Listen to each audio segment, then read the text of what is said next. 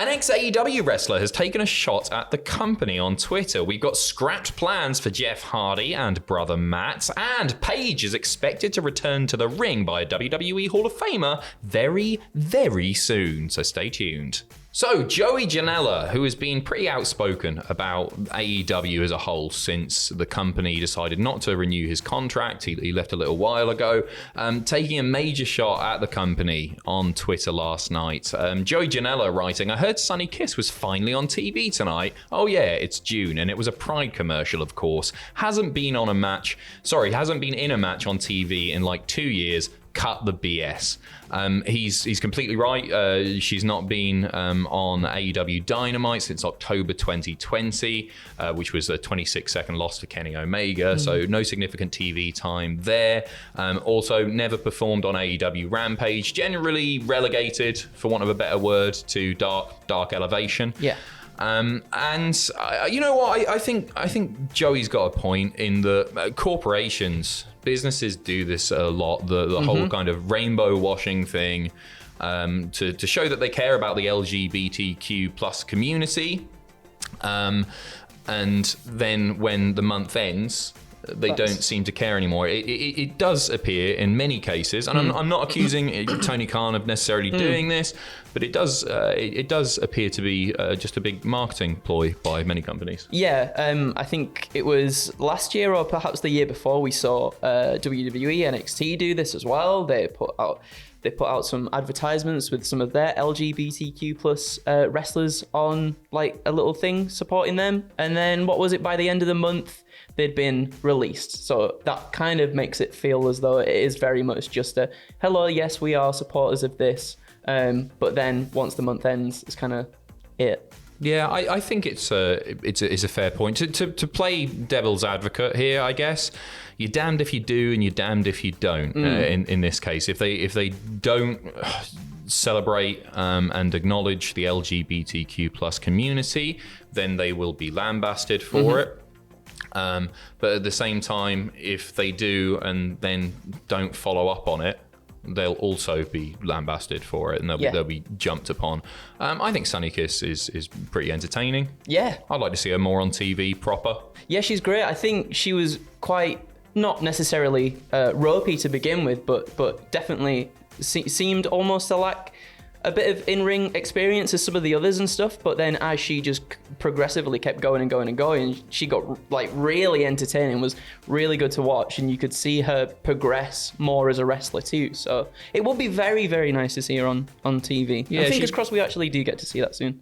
It'd be nice if she was wrestling on the big shows for sure. She recently addressed her lack of TV time in an interview with Faceturn.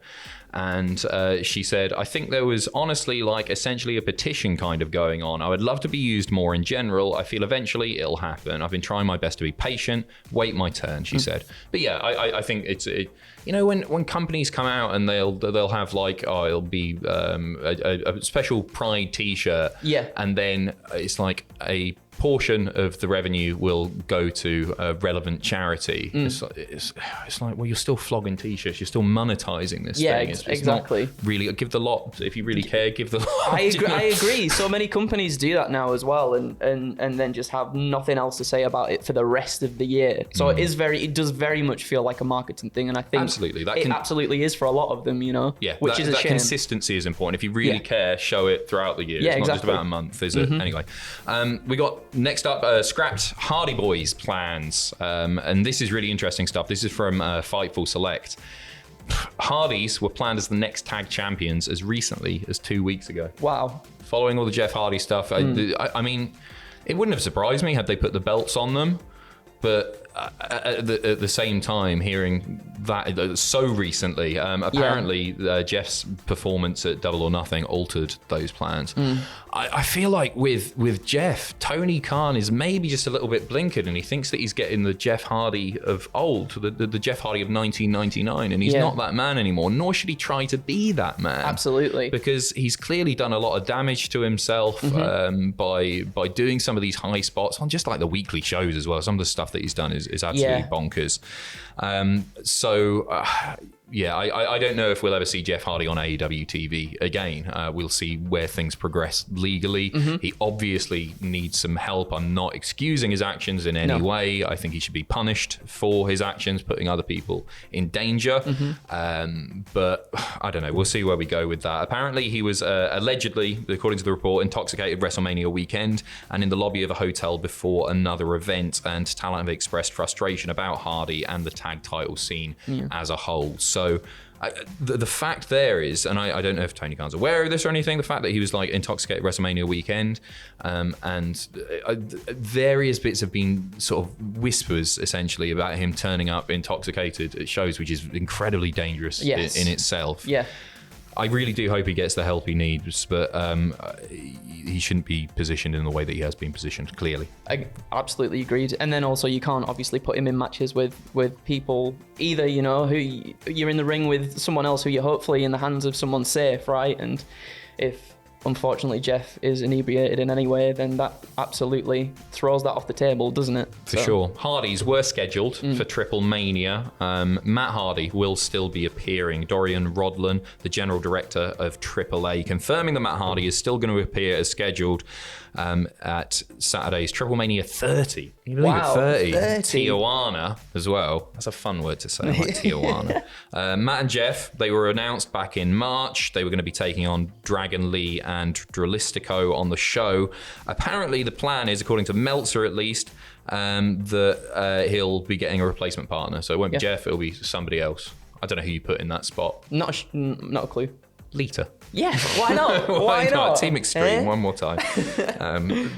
Next up as well, an interesting insight into the backstage environment of WWE with an ex-writer who joined WWE in January 2020, Dan Rickett. You might have heard his name pop up recently. Rickett? Dan Rickett. Is it Rickett? From Game Informer and Giant Bomb. Oh, that guy! He's for a long time, that's the only way I knew him, was from all the video game stuff rather than... Yeah. Okay, no, I am familiar. I thought it was written... Sorry, Dan Rickett, who left WWE last month, making these comments during a recent interview with MinMax. He said there's a culture of fear there. Everyone is afraid to rock the boat because there's a long history of that company. There's certain people up top. I bet you won't know who I'm talking about. People get fired. People get fired on whims all the time. I survived a bunch of waves of massive layoffs. I had several waves of bosses and bosses above bosses get laid off for 2.5 years, and the time that he spent in the company. It's a weird one with WWE because like there's massive multi-billion-dollar corporation, and I can't think of another corporation that operates in some ways just like such a carny way. Do you know what I mean? It's just like they have this corporate image, but backstage the stuff that goes on, especially following all the Vince McMahon stuff that we've been talking about all morning, it's just unlike anywhere else, or at least I hope it is. Maybe I'm just ignorant. No. It must be very frustrating as well, right? To feel like you're walking on eggshells the whole time. Like, just in case you say something wrong, you could potentially just get fired just for that. You might not even do anything. You might look at someone sneeze. Wrong. Yeah, maybe just a little sneeze. Maybe you tell him about, what was it, burritos or something? He has no idea what they... Yeah, that was it. Excuse me. But he's obviously a pretty, like... unusual man, for want of a better word, Vince McMahon. Yes. But yeah, I when I was growing up, that was like my dream job. Obviously, I want to work in WWE in some way, and just the stuff that you hear. And I know every company has its issues, but some of the stuff that gets talked about is just... it's pretty out there. Agreed. Speaking of pretty out there, something that we wouldn't have expected to see anytime soon, but looks like it might be happening, at least according to WWE Hall of Famer Booker T, is Paige's return to the ring. She's already been teasing this. Obviously, she's just left WWE. Good luck to her in whatever she does next. But Booker T chatting away on the most recent edition of the Hall of Fame podcast, him saying that basically she's probably going to pop up sooner rather than later. He said, I quote, "I'm going to tell you right now, Paige is going to be back inside the squared circle very, very soon. I don't have any inside information. I just know how much she loves the business. I know how much her family loves the business and how well connected they are to the love of this game. Paige went out, not on her terms. Paige is somebody that is definitely going to step back inside that squared circle to prove that she is still one of the best female superstars that ever got in the ring. Trust me on that. I don't know when it's going to happen, but I got a feeling in my bones that it's going to happen real soon. I think it's to be expected. I mean, she's alluded to it herself. I think there's potentially an issue in any company that books her, and I don't think she will struggle to get booked or anything. But the fact that WWE weren't willing to clear her and the doctors there weren't, is it a bad PR move to use her on your show? Perhaps. I think that's a good point to raise, really, especially when the biggest of the biggest, right, WWE don't clear her. Then I think you're exactly right in that if another big company, goes to hire her, that is going to look a little bit, I don't know. It's not going to look fantastic, is it? You know, it's her decision. It is, right? It's her very body. Much, very much so. She can do what she wants. I just hope she's all right, and that she is. If she chooses to wrestle, which I think she will, that she's well enough to do so. And just good luck to her, essentially. Okay, that's our third news video of the day. Hopefully that's the last you see of us until tomorrow, but we'll see, because this has been an absolutely nuts 2 weeks longer in wrestling news. It's all been kicking off non-stop, so apologies for filling your news feed, but thank you for clicking this video. Thank you for watching us up to this point and not just going after the first story. Cheers. Thank you. Thanks for being here. All right, take care, all the best, bye.